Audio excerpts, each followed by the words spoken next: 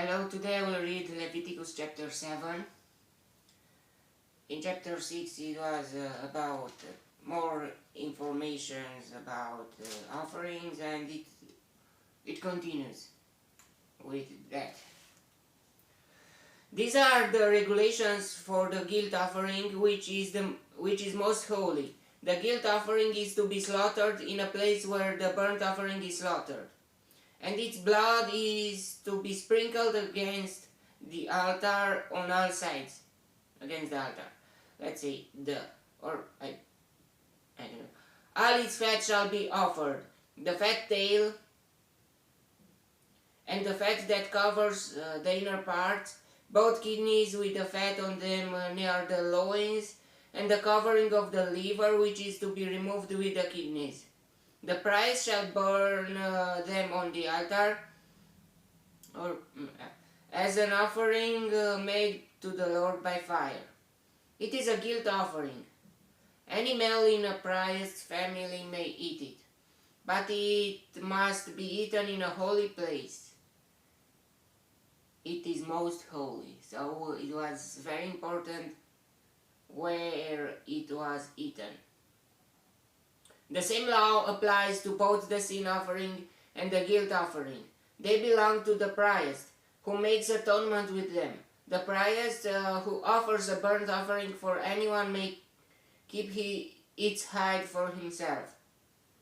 Every grain offering baked in an oven or cooked in a pan or on a griddle belongs to the priest who offers it. And every grain offering, whether mixed oil or dry, belongs equally to all the sons of Aaron. That was their share, because they had no land and to cultivate grains or vegetables, or some vegetables maybe, I don't know. They still had a house, but not land. House to stay. These are the regulations for the fellowship offering a person may present to the Lord. If he offers it, but it's not still. Here they are in the desert. If he offers it as an expression of thankfulness, then along with this thank offering, he is to offer cakes or bread made without yeast and mixed with oil, wafers made without yeast and spread with oil, and cakes of fine flour well kneaded and mixed with oil. Along with fellowship offering of thanksgiving, he is to present an offering with cakes of bread made with yeast. He is to bring one of each kind as an offering, a contribution to the Lord. It belongs to the priest, who sprinkles the blood of the fellowship offerings. The meat of his fellowship offering of thanksgiving must be eaten on the day it is offered. He must leave none of it till morning. If, however, his offering is the result of a vow or is a free will offering, the sacrifice shall be eaten on the day he offers it. But anything left over may be eaten on the next day. Any meat of the sacrifice left over till the third day must be burnt up. So even if it was holy,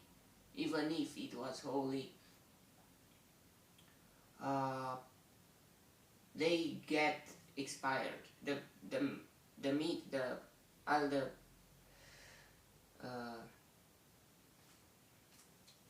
food. If any meat of the fellowship offering is eaten on the third day, I will not be accepted. It will not be credited to the one who offered it, for it is impure. It was about, in Romania, aghiasma, in which Orthodox Church, in their tradition, make, think that is, I don't know, that it's still holy or pure or clean, even if it's still long in water. Uh, it is not. It will be expired, and I was a witness to that. It was in a bottle, some agiasma, and it stayed long, months maybe, and I opened it. They said, don't throw it away because it's from the Priesthood.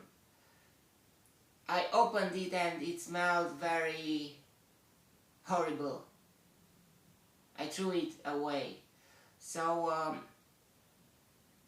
that if those things that God make them holy become will be expired on the third day, or some on the second day,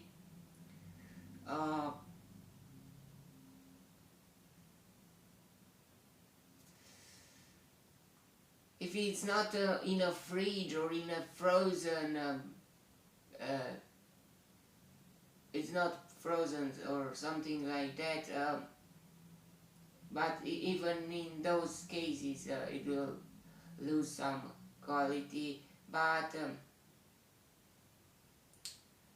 it will become impure.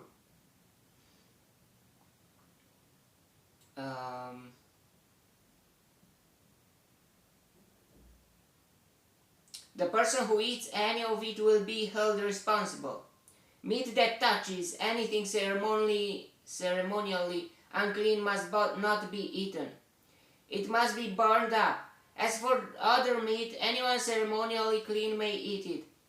But if anyone who is unclean eats any meat of the fellowship offering belonging to the Lord, that person must be cut off from his people. If anyone touches something unclean, whether a human uncleanness or an unclean animal or any unclean detestable thing, and then eats any of the meat of the fellowship offering belonging to the Lord, that person must be cut off from his people. Whoa.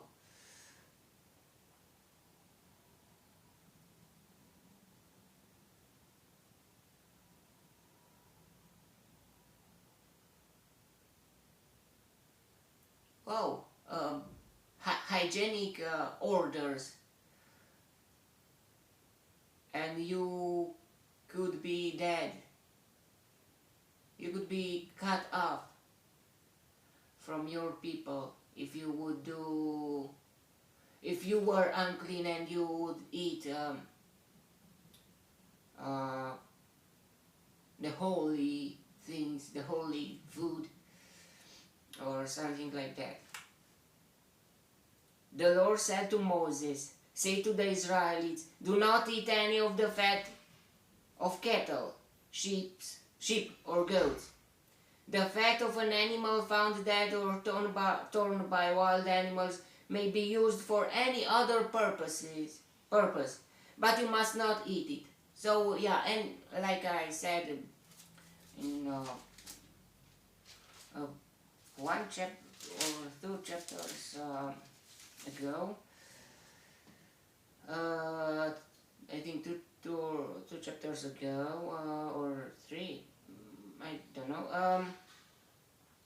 You can make soap, you can make cream, you can make a candle maybe, you can wash something, you can use for any other purposes, but not for eating. Anyone who eats the fat of an animal from which an offering by fire may be made to the Lord must be cut off from his people. And wherever you live, you must not eat the blood of any bird or animal. If anyone eats blood, that person must be cut off from his people. Rules, orders, very restrictive orders. God is not allowing you to become a vampire or something like that. It is against the Lord law, and you should be. It is a very bad sin. Even in New Testament, the fact maybe it's a bit more allowed in New Testament, but not the blood. The blood never. The Lord said to Moses, but even if it is not very healthy, the fat, to eat the fat. The Lord said to Moses, say to the Israelites, anyone who brings a fellowship offering to the Lord is to bring part of it as his sacrifice to the Lord. With his own hands he is to bring the offering made to the Lord by fire. He is to bring the fat together with the breast and wave the breast before the Lord as a wave offering. The priest shall burn the fat on the altar. It sounds on the altar. It sounds better for me. I don't know. But the breast belongs to Aaron and his sons. Wow, the breast. It was, which is, I think, the best part of the meat, the breast.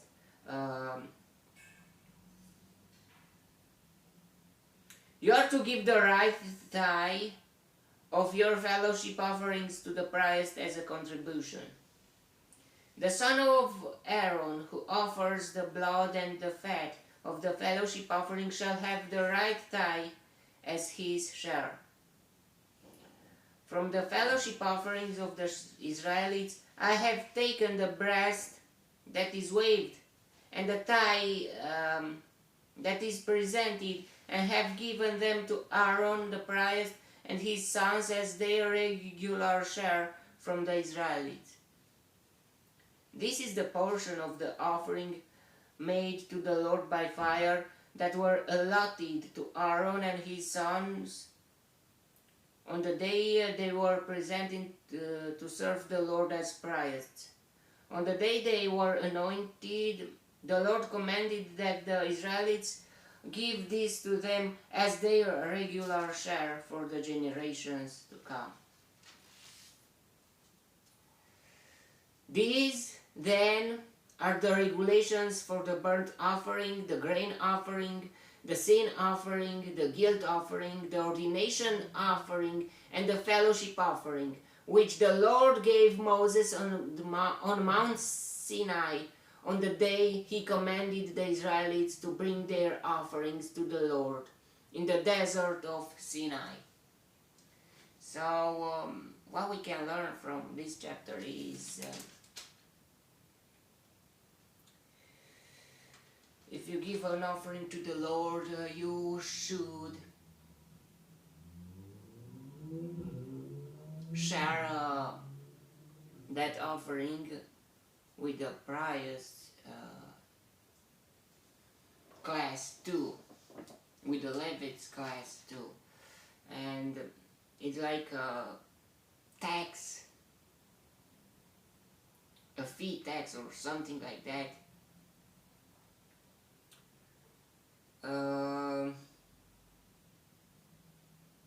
Because they were the Levites, they were live from that tax.